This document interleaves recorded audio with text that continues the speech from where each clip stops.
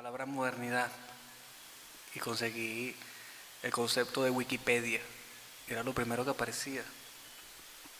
Y dice que la modernidad es un concepto filosófico y sociológico que puede definirse como el proyecto de imponer la razón como norma trascendental a la sociedad.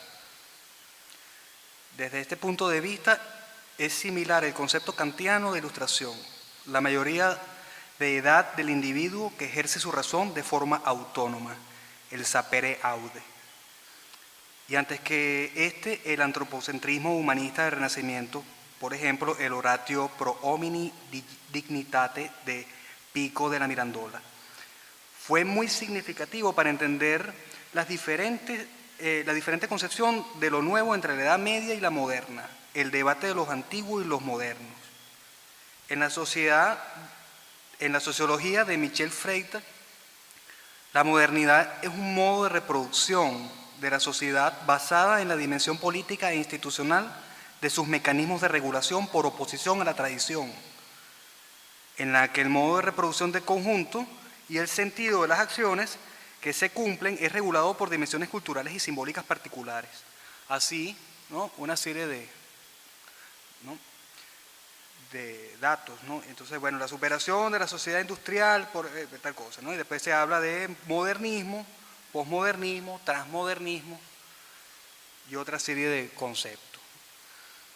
Al pensar, escribir unas ideas sobre este foro titulado «¿Fracasó la modernidad artística en Venezuela?», me vienen a la memoria una serie de contradicciones históricas que cambiaron el rumbo de los acontecimientos en el devenir venezolano, y comencé a hacer un ejercicio de recrear hipótesis de lo que hubiera podido ocurrir si las cosas no hubieran sido como fueron.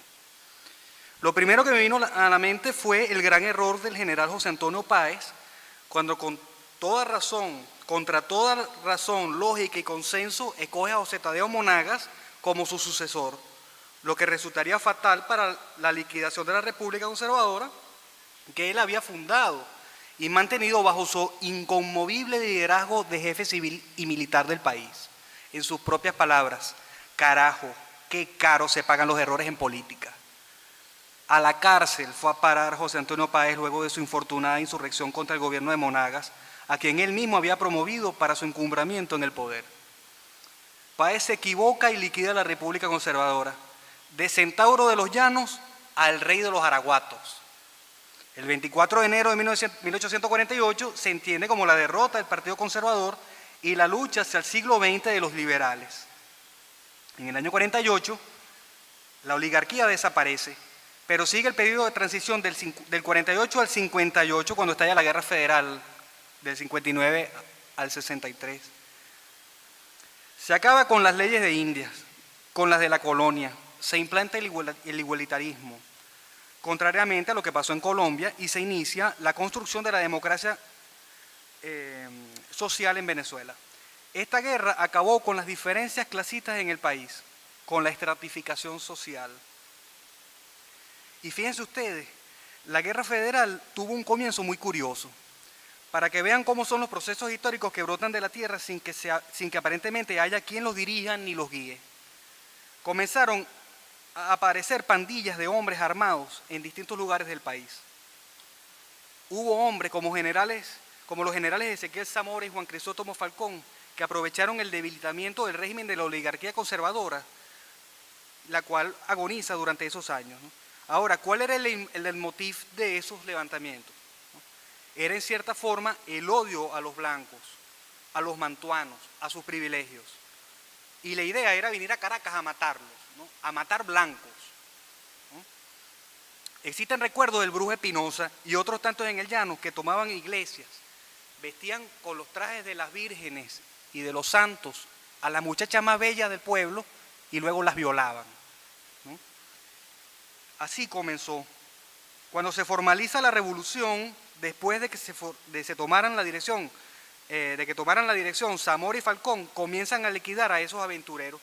Y precisamente esos aventureros fueron quienes dieron nacimiento a la Guerra Federal. Desde luego que eso respondía a las contradicciones de los 360 años de vida española en Venezuela. Por ejemplo, Jesús González el Agachao está en el Panteón Nacional. La revolución de independencia la iniciaron los mantuanos, luego los criollos, los mulatos, los mestizos, y resulta curioso que José Antonio Páez, que encabezó la oligarquía conservadora, es la expresión más genuina del mulataje, del ascenso de los sectores mulatos y mestizos del país. Luego de esto, recuerdo la muerte por bala desconocida, bendita por Juan Vicente González, del general Ezequiel Zamora, el general del pueblo soberano. Eso fue en San Carlos en enero de 1860, cuando se aprestaba, despejado ya de enemigos, a la conquista definitiva del poder. O la absurda desaparición de Joaquín Crespo, caudillo indiscutido en la Venezuela de finales del siglo XIX, carrereando un personaje folclórico y desafortunado en la guerra como lo fue el general José Manuel Hernández, conocido como el Mocho.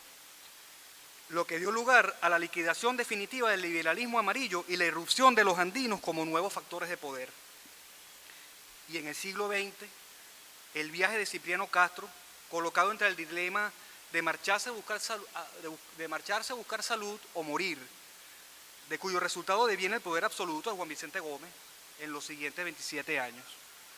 Por último, la demencia del doctor Diógenes Escalante, candidato nacional de consenso y seguro presidente de la República de Venezuela para el periodo de 1946 al año 51, apoyado, aclamado por medinistas, lopecistas, adecos y comunistas, garante de un tránsito ordenado y progresivo hacia una democracia sólida, cuya insólita y sorpresiva insania cambia la historia de la segunda mitad del siglo XX venezolano, con repercusión hasta nuestra actualidad. Luego de la dictadura de Marcos Pérez Jiménez y de 40 años de democracia representativa que no fueron capaces de generar justicia e igualdad social, aparece de nuevo la tradición militarista, la figura del caudillo, ignorantes con instinto, que me hacen ahora recordar un poema de mi amigo Juan Carlos Rodríguez.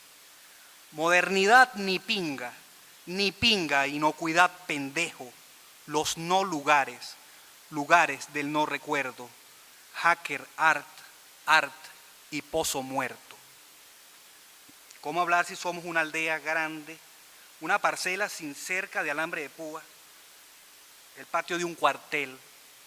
Se llamará modernidad, por ejemplo, a una reunión de artistas que cuestionaban el taller libre de arte, el paisaje, el pasado, en plena mitad del siglo XX. Ni pinga.